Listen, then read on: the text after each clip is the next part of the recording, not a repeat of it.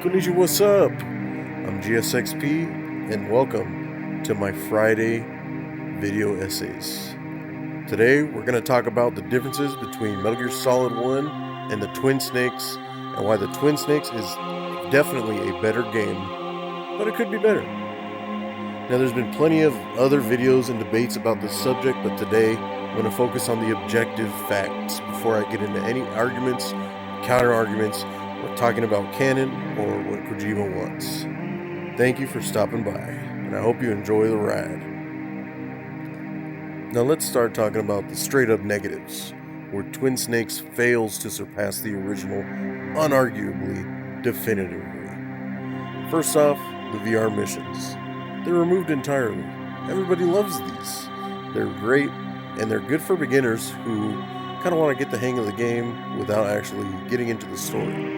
So it doesn't really ruin their canon for Snake, in a way. Second would probably be the iconic songs. Like, admittedly, some of them were probably plagiarized, as Tabby, the original artist, has gotten in trouble for plagiarizing, with the biggest proof of plagiarism being the main theme to Metal Gear Solid. And third would probably be the lack of a progressive life bar, which is when you beat a boss and the life bar gradually expands as you play. There will be a moment where Snake goes like this, and then you see and hear the life bar going up. Twin Snakes doesn't have that. You start at full health. That's a negative, I feel like, personally. I mean, I guess that one could be subjective, but I think it's a negative. I would consider that a negative. Most people would consider that a negative, because it basically just shows that Snake doesn't change. If his health doesn't go up, I mean, then again, he is a hardened guy. It's happened. His health has gone up before, so why would it go back down? Now that we're done with that, we're gonna get into the undeniable positives that the Twin Snakes has over Metal Gear Solid 1. Now I know what you're thinking. Oh, what about the negatives? There should be more. Well, don't worry about that. We're going to get back into the arguments later over the stuff that could or could not be better or worse, depending on the arguments and counter arguments. So first off, let's get with graphics. Obviously, the graphics are way better than the PS1. I would even say that they're better than MGS2, especially if you compare Ocelot. His PS2 model looks a little, I mean, the model looks fine, but the textures are very his hair looks like it's made of ice cream. It looks weird. Very smooth, and yeah, just very, the textures are low quality, much higher quality on the Twin Snakes, especially Ocelot. He's the most obvious difference. Second, we could talk about the other quality of life improvements, such as not requiring to equip keycards to open the doors, the ability to skip codec cutscenes if you've already, whether you've played the game or not, you can just skip them really quick. That's a really good thing too. Aside from that, there's the dub script, which is way more faithful to the original. It's pretty famously known that Kojima didn't like Jeremy Blaustein's version of the script. And then there's the fixed glitches and hacks and cheeses that existed in MGS1 that are no longer in the Twin Snakes, such as the ability to weapon swap during neck snapping, which basically ended the animation for Snake. So you could choke out guards really quick and then swap weapons to be able to run away. They got rid of that, so you can't do that anymore. You can't cheese the game to make it extremely easy, which MGS1 was, if you could do that, or whenever you did do that, which is a very simple thing to do. You just tap R1, does it, bam. You also can no longer use the Nikita missiles during the sniper battle, which was a very easy way to cheese the second sniper battle against Sniper Wolf. I'm glad they got rid of that. Next is dog tag hunting. I never really cared for that because there's not really an incentive to do it, but it was fun to do, especially if you're a non-lethal player, which I usually was. I would try to get the dog tags and then knock them out, that kind of thing. And again, like I said, there's no real reward. There's nothing negative about it. It's just something extra to do. If you want to do it, you can choose not to do it, whatever. And finally, the boss rush mode, if that's your thing. I've never really cared about personally. I don't really understand who it's for. I don't know.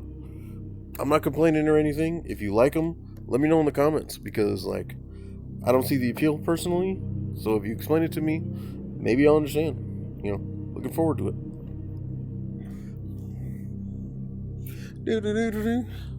Ooh, I gotta hurry up and finish this video. Oh, what? So right here, we're gonna talk about the subjectives. This is the stuff that like there's arguments about, counter arguments, whatever. And I'm definitely gonna make my counter arguments because I love the Twin Snakes, personally. And I hate all the slander about it. And I'm gonna explain why. First off, the game difficulty. One of the things a lot of people complain about is that the game is too easy because of the added MGS2 mechanics. Well, Kojima obviously wanted those mechanics in the game, but the PS1 had obvious limitations. I'm sure Kojima would have had those things in the original if the PS1 was able to do it, but at the time, they just didn't do it. Now, a lot of people have complained that the mechanics make the game too easy, but the thing is, if you don't want to use them, then don't use them. You control the buttons you press. There's plenty of variety in weapons in all of the Metal Gear games, and at no point are you ever forced to use all of them. The claymores, the C4, the books, the tranquilizer guns. You never have to use any of them.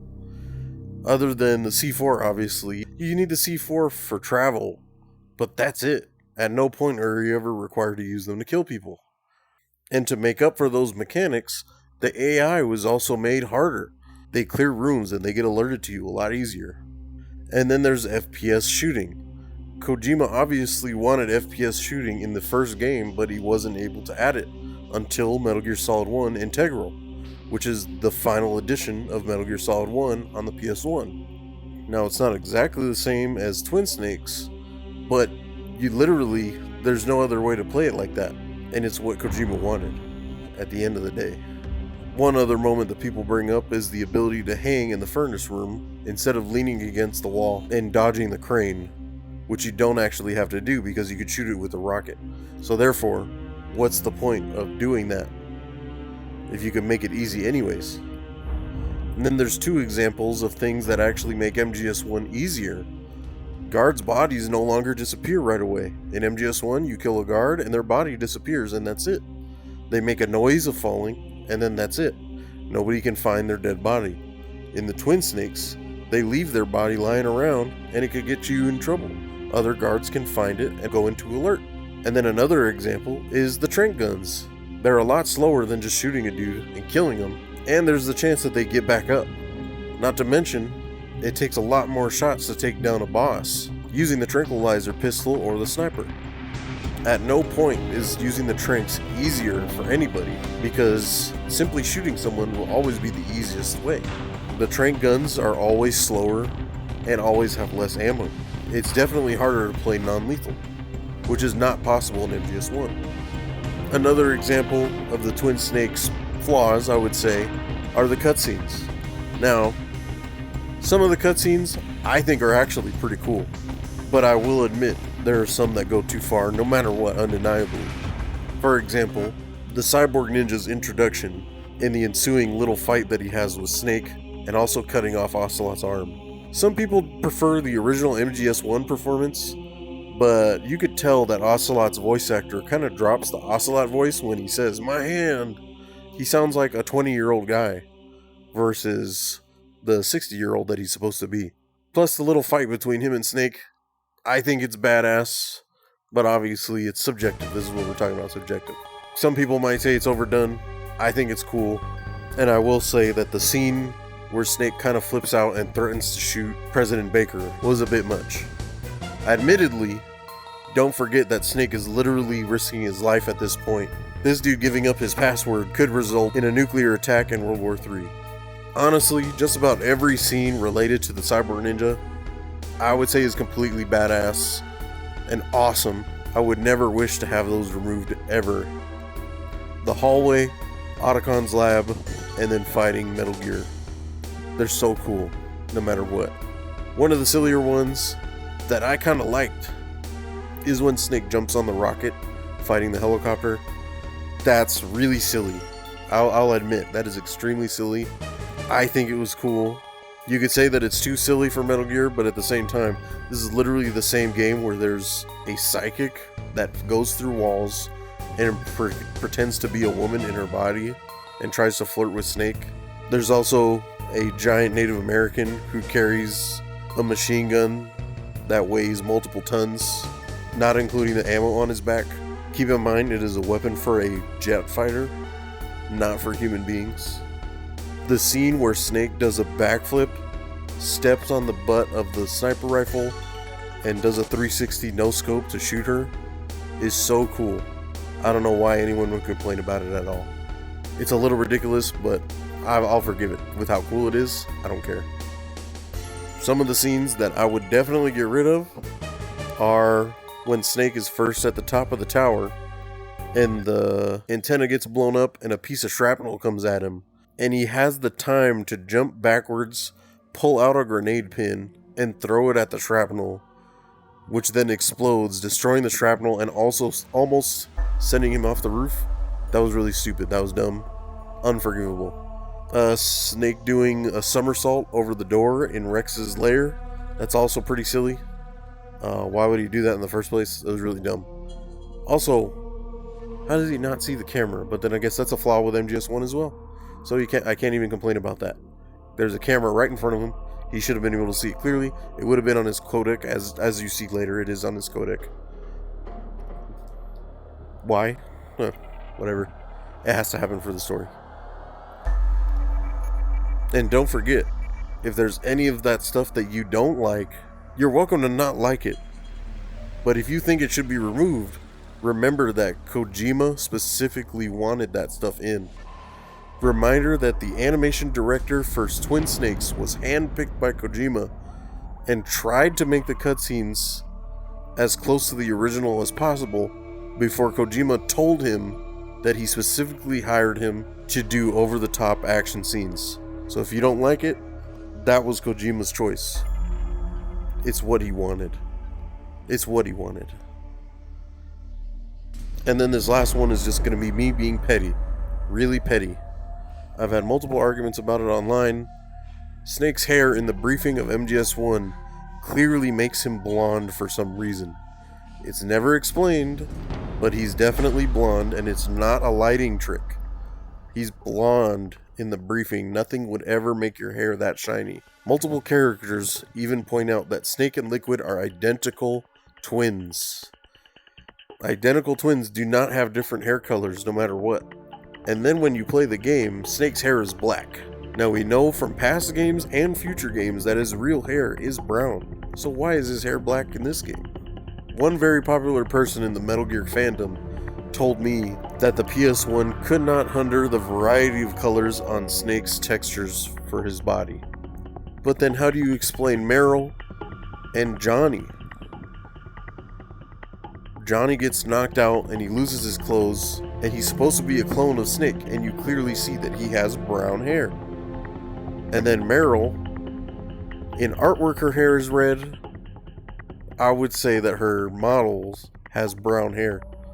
So obviously brown hair is possible on the PS1. That's a silly argument to make just because you don't want to admit that Snake has blonde hair in the briefing for some reason. It's a common theory that Snake greased his hair to distinguish the difference between him and Liquid, but there's no evidence of that in the games. Now this is the part of the video where I'm going to talk about what's canon and what isn't definitively. In Metal Gear Solid 4, you revisit Shadow Moses, and there's plenty of moments throughout the game where there are flashbacks to Metal Gear Solid 1. Now the images show Metal Gear Solid 1 in the PS1 graphics, but the audio is used from the Twin Snakes, and that was a deliberate choice by Kojima, who's famously an audiophile and filled up a lot of Metal Gear Solid 4's Blu-ray disc with high-quality audio files. Now the map layout of Shadow Moses in Metal Gear Solid 4 is different between MGS1 and Twin Snakes. It's its own thing. However, the posters in Otacon's lab are from the Twin Snakes, not Metal Gear Solid 1. And lastly, as confirmed by Metal Gear Solid 2 and 4, the accents of the characters in the Twin Snakes are canon, and they just make more sense. For example, Naomi was born in South Africa, but it doesn't say that she was raised there. She could have moved anywhere. And in Metal Gear Solid 4, she no longer has a British accent at all. And the biggest difference to a lot of people is Mei Ling's accent, which used to be famously stereotypically Asian, but is now a regular American accent. However, Mei Ling clearly states in her introduction that she was born and raised in Boston, Massachusetts. It makes no sense for her to have a harsh Asian accent when she's likely never even been there. And finally, to prove that the Twin Snakes didn't just remove all accents for no reason, Nastasha keeps her Eastern European accent, which makes sense because she was born and raised in Eastern Europe. Now that all of that is done, I think I've made my point.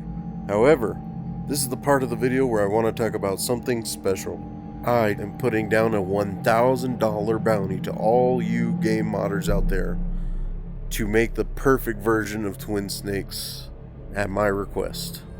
The first thing I ask for is for both discs of the game to be on one single ISO file, and to remove the need to swap discs. That's for all the emulator users out there. My second request is for native widescreen support. Not just for gameplay, but for the cutscenes too. Remove the black bars, I want native rendering in widescreen. Not just removing the black bars, but keeping the exact zooms from the original version. No clipping or seeing beyond the boundaries. Next, I would say is to fix the controls back to the way that they work on like a PlayStation controller, which is obviously the intended way as they kept it throughout most of the rest of the series. That is to say, the face button farthest to the left should be for shooting, the face button farthest to the right should be for punching, the face button farthest to up should be for other stuff. Obviously the GameCube already has a first person button, but you know what I mean. And the remaining buttons should be rolling and crouching. I would also like the option, and I specifically use the word option, to disable MGS2 features, despite the fact that again, you choose the buttons you press. It would also be really cool if you add the option to switch between the Twin Snake soundtrack, the original MGS1 soundtrack, and Rich Douglas's orchestral covers of the MGS1 soundtrack, which I would say are the best versions of the MGS1 soundtrack. And this one here is a bit of a reach, but the option to turn down or change the over-the-top cutscenes in the Twin Snakes. I know that would probably require a lot for animators, so that's why that's my last request.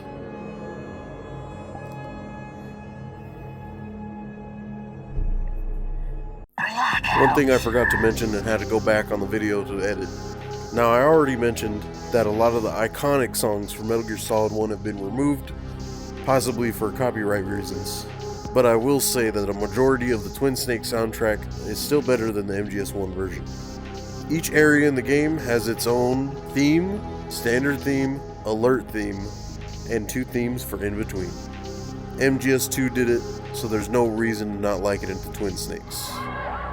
And that's not even mentioning the boss music, which I would say is undeniably better than Metal Gear Solid 1. Not only is there a variety in boss music, but each one is specifically themed after the boss you're fighting.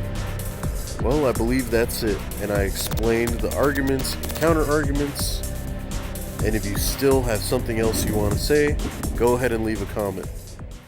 Blackout.